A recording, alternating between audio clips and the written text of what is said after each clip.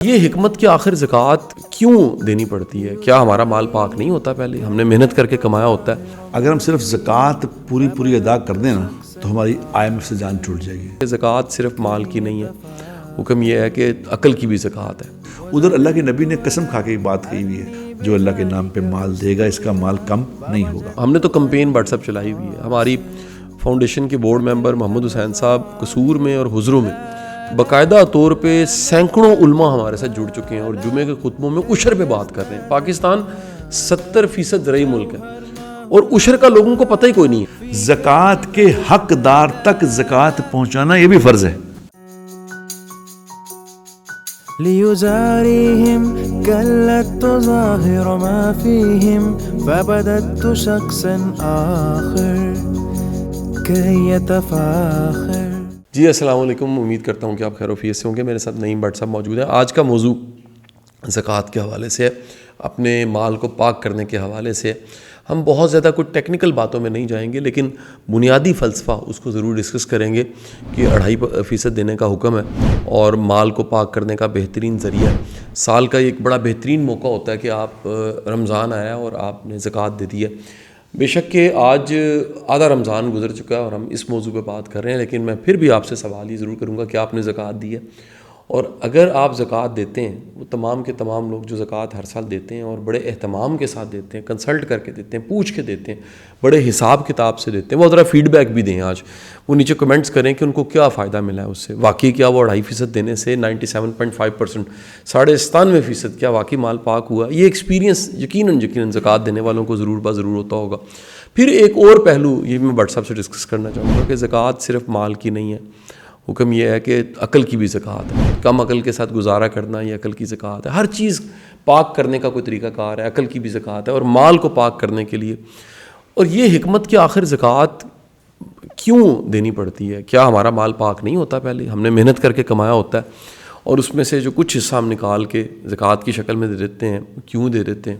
ایک یہ بھی سوال بٹ صاحب میرے ذہن میں آ جاتا ہے کہ کیا 2.5% ہی دینی چاہیے یا زیادہ دینی چاہیے؟ یہ منیمم 2.5% ہے، اس سے زیادہ اوپر بھی دی جا سکتی ہے. جی بٹ صاحب. جی بسم اللہ الرحمن الرحیم. شاہ جی اصل میں یہ بہت بڑا ایشو ہے ایک، کہ چونکہ زکوٰۃ اگر میں سمجھتا ہوں کہ یہ سمجھتا ہوں یہ ہمارا یہ لکھی پڑھی بات ہے. اگر ہم صرف زکوٰۃ پوری ادا کر دیں نا، اگر سارے مسلمان زکوٰۃ پوری ادا کرنے والے بن جائیں تو ہماری IMF سے جان چھوٹ جائے گی. اچھا، پھر IMF کا چکر نہیں رہے گا. آپ صحیح کہہ رہے ہیں. اور پاکستان میں جس میں جہاں زکوٰۃ آپ نے دینی ہے نکال کے، ایک بھی غریب نہیں رہے گا انشاءاللہ، ایک بھی مانگنے والا نہیں ہوگا. اور یہ میں اپنے پاس سے باتیں نہیں کر رہا، یہ ہو چکا ہے، یہ کر کے دکھا چکی ہے امت نے کر کے دکھایا. اب ہمارا پہلی بات یہ ہے کہ زکوٰۃ سے پہلے ایک چیز جو انسان کی زندگی میں ضروری ہے نا، وہ ہے ایمان. دیکھو ایمان کا کیا مطلب ہوا؟ اب ایک ہے مشاہدہ، ایک ہے خبر. اب مشاہدہ کہتا ہے کہ جس نے 100 روپے میں سے 2.5 روپے دے دیے، اس کا مال 100 روپے میں سے 2.5 کم ہو گئے. خبر یہ کہتی ہے جس نے 2.5 روپے نکال دیے، اس کا مال بڑھ گیا. کیا خوبصورت بات ہے. صحیح، مشاہدہ اور خبر، بالکل ٹھیک.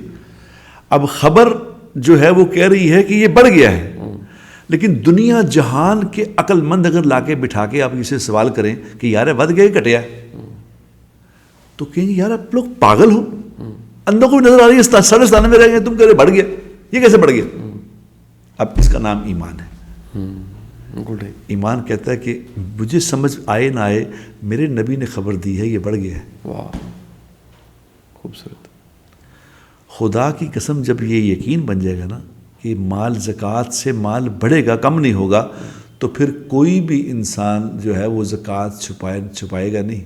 زکوٰۃ پیسے اپنے چھپا لے کے زکوٰۃ دینی پڑے نہیں، وہ تو پھر خوش ہو کے زکوٰۃ دینے کا انتظار کرے گا.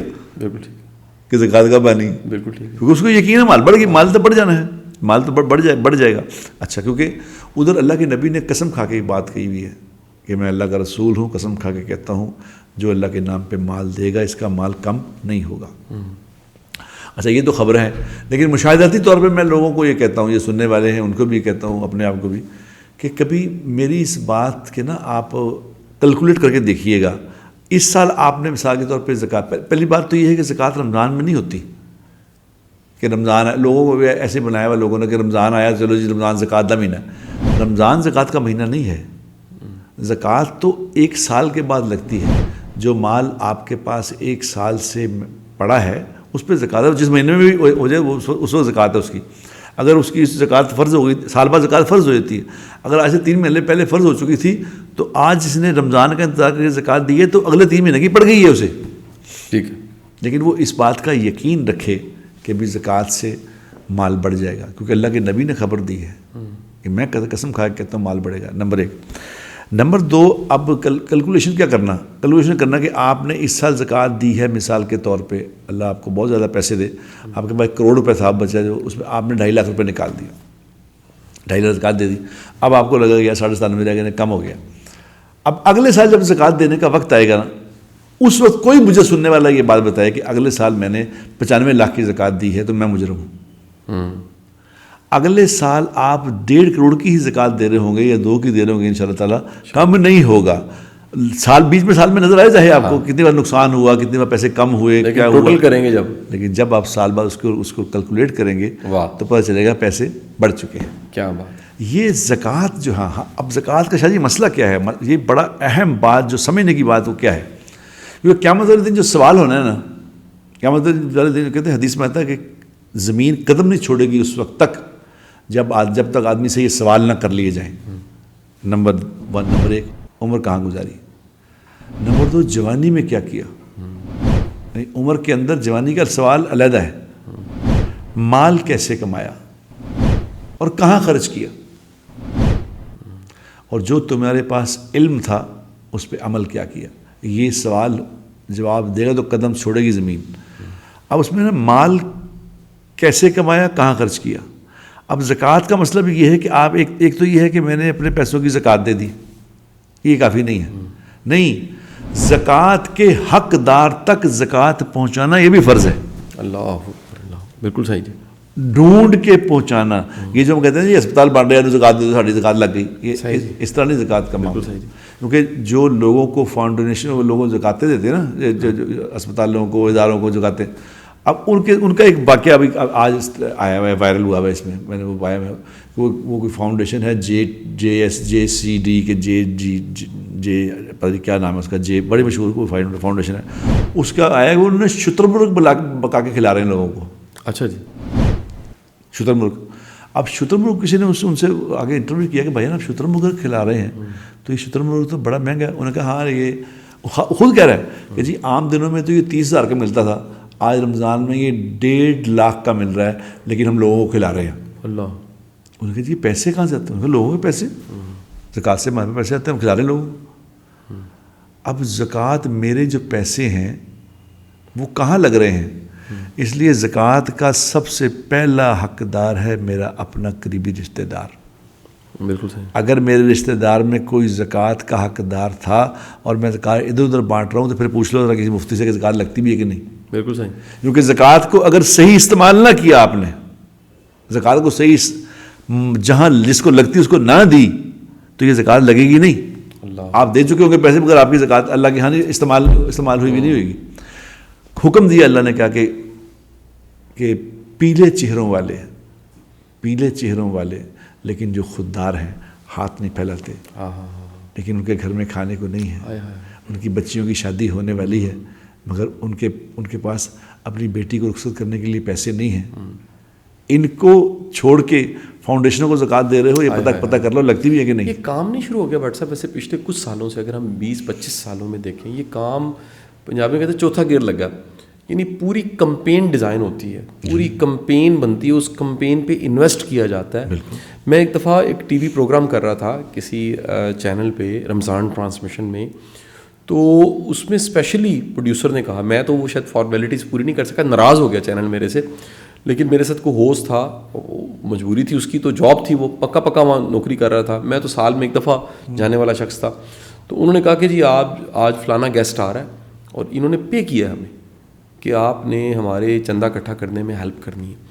پاکستان میں ایک اور بہت بڑا ڈرامہ جو سننے والے سن کے حیران ہوں گے، اور یہ مجھے بڑے لوگوں نے یہ بتایا ہے، جب بھی کوئی بڑا کرائسس آتا ہے سیلاب آیا ہے یا یہ غزہ، یہ ایک بڑا اہم سنجیدہ امت کو مسئلہ درپیش ہے، لوگ اس کی تصویریں دکھا کے، اس کی ویڈیوز دکھا کے چندے اکٹھے کرتے ہیں اور پیسہ وہاں پارک نہیں کرتے، پیسہ کہیں اور پارک کر دیتے ہیں. میں یہ نہیں کہتا وہ کھا جاتے ہیں، وہ پیسہ اپنے کسی اور پروجیکٹ میں لگا لیتے ہیں، لیکن ان کے لیے کوئی حادثہ اور ثانیہ ایک واقعہ ہوتا ہے، ایک اپرچونٹی ہوتا ہے کہ یہ ٹائم ہے، اس دکھ کو دکھا کے، سیلاب کو دکھا کے، اس زلزلے کو دکھا کے، اس غزہ کو دکھا کے ہم چندہ اکٹھا کر سکتے ہیں. یہ اتنا بڑا ظلم ہو رہا ہے کیونکہ وہاں پیسہ پہنچانا تقریباً ناممکن ہے. بٹ صاحب میں نے جو ذاتی طور پر ریسرچ کی ہے، باہر بھی میں اس دوران کئی ملکوں میں گیا ہوں، پتہ لگا ہے وہاں پیسہ پہنچانا تقریباً ناممکن ہے.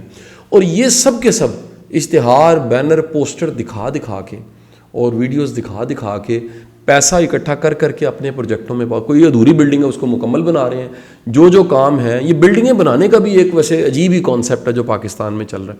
ایک صاحب تھے، وہ ہاسپٹل بنا رہے تھے، بٹ صاحب میں نے انہیں درخواست کی، وہ برا منا گئے اس بات کو. میں نے کہا اتنا بڑا ہاسپٹل آپ بنا رہے ہیں، اگر آپ ایک کمپین چلائیں کہ لوگ 3 ٹائم نہیں 2 ٹائم کھانا کھانا شروع کریں، یہ قوم صحت مند ہو جائے گی. بالکل. آپ کمپین چلائیں کہ یہ جو سارے سافٹ ڈرنک ہیں جو زہر ہے، ایک کولڈ ڈرنک کی بوتل میں 14 چمچ چینی کے ہوتے ہیں، اسے ڈی ٹاکسیفائی کرنے کے لیے 2 دن پانی پینا پڑتا ہے. اندازہ لگائیں، زہر ہم پوری قوم کھا رہے ہیں. اور مجھے یہ نہیں بتایا گیا کہ بلینز آف گیلن پاکستان میں سافٹ ڈرنک کووڈ کے درمیان میں بک گئی. کوئی پوچھنے والا نہیں ہے. غلط لائف سٹائل ہے، لوگ جو ہیں وہ غلط انداز سے کھا پی رہے ہیں. 80% پاکستان میں جو بیماریاں نظر آ رہی ہیں وہ غلط لائف سٹائل کی ہیں. بالکل 100%. 80% بیماری ہیں. مثلاً بڑا موٹاپا کسی جراثیم سے ہوتا ہے، دل کا مرض کسی جراثیم سے ہوتا ہے، شوگر کسی جراثیم سے نہیں ہوتی. بے شمار ایسی بیماریاں ہیں جو بلڈ پریشر کسی جراثیم سے نہیں ہوتا. غلط لائف سٹائل ہے، آپ غلط کھلا رہے ہیں. پاکستان بدقسمتی سے ان ملکوں میں شمار ہوتا ہے جو سب سے زیادہ تیل امپورٹ کرتے ہیں. وہ تیل جو کھانے کا تیل ہے جو اتنا نقصان دہ ہے، جس کا اتنا نقصان ہے. میں واٹس ایپ 3 بار دبئی گیا ہوں، 2 بار سعودیہ گیا ہوں پچھلے 2 ماہ میں، 1 بار سنگاپور گیا ہوں، 1 بار آذربائیجان. 3 ماہ کے اندر میرے ٹوٹل جو سفر جو تھے 7 ملکوں کے تھے. دکھ سے بتا رہا ہوں، اتنا ہیلدی وہ کھانا کھا رہے ہیں، کم سے کم تیل استعمال کریں، کم سے کم آئل استعمال کریں، ہیلدی آئل استعمال کر رہے ہیں. آپ سارا باہر سے کنولا منگاتے ہیں، ملک پہ قرضے چڑھے ہوئے ہیں، ہیلتھ آپ کی خراب ہو رہی ہے. آپ نے دیکھا باہر جا کے بٹ صاحب جگہ جگہ فارمیسیز کھل گئی ہیں، لیکن جس تیزی کے ساتھ فارمیسیز کھلی ہیں اسی تیزی کے ساتھ بیکریاں کھل گئی ہیں. جی جی بالکل. میدا کھا رہے ہیں لوگ، اور کتنا نقصان دہ میدا ہے. میدا کھائی جا رہے ہیں، کھائی جا رہے ہیں، کھائی جا رہے ہیں. موٹاپا کتنا بڑھ گیا ہے، شوگر کتنی بڑھ گئی ہے، بلڈ پریشر کتنا بڑھ گیا.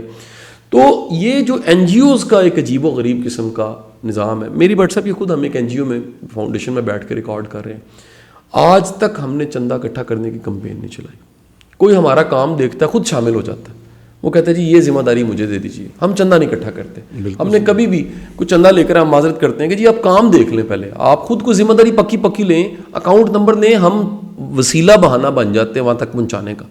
اب ہمیں پیسے نہ دیں، آپ پروجیکٹ پکڑ لینا جی، کوئی خود ذمہ داری لیں، اس میں انوالومنٹ آپ کی ہونی چاہیے. کسی کو اسکالرشپ دینی، خود بیٹھ کے انٹرویو لیں، آپ اس بچے کا دکھ سنیں، پھر آپ کا دل کرے گا تو آپ بے شک چندہ دے دیجیے گا، پیسے دے دیجیے گا، اس بچے کو دیجیے گا. سو یہ جو عجب سا ٹرینڈ آیا، بکسے میں ڈالنا بڑا آسان ہے. یہ رشتے قائم رکھ کے کسی کے درد کو محسوس کرنا، بالکل یہ رشتے قائم رکھ کے بٹ صاحب جاننا کہ یار میرا ماموں کا بیٹا کس حالت میں، پھوپھو کا بیٹا کس حالت میں، کوئی کس دکھ میں ہے، کوئی کس تکلیف میں ہے.